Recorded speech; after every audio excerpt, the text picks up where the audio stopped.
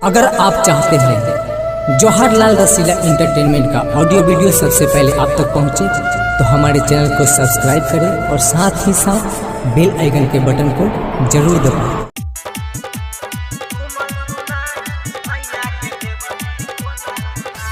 सुमन सोना है गे सुमन सोना सैया के देबही कोना कोना। सुमन सोना है गे सुमन सोना सैया के देबही कोना कोना। सैया के देबही कोना कोना सैया के देबही कोना कोना। सुमन सोना है गे सुमन सोना सैया के देबही कोना कोना। सुमन सोना है गे सुमन सोना सैया के देबही कोना कोना। माँ दुर्गा रिकॉर्डिंग स्टूडियो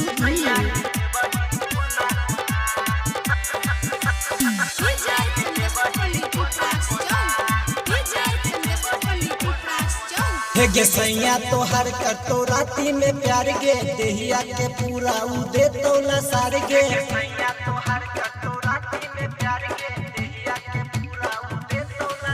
हे गे सैया तोहर कर तो राती में प्यार गे देहिया के पूरा उ दे तोला सार गे।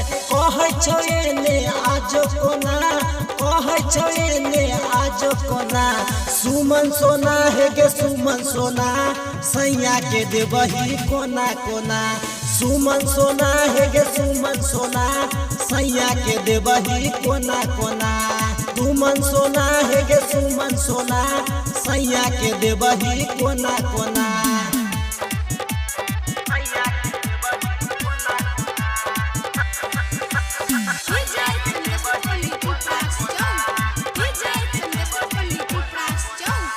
उमेश लिखै छौ जवानी के खत गे देवनाथ छोड़ाई दे तो तोहर सुन लत गे।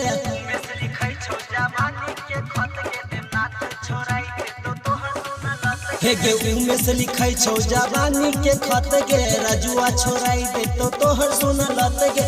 गणेश कहै छौ आजो कोना हे गे बरन कहै छौ आजो कोना।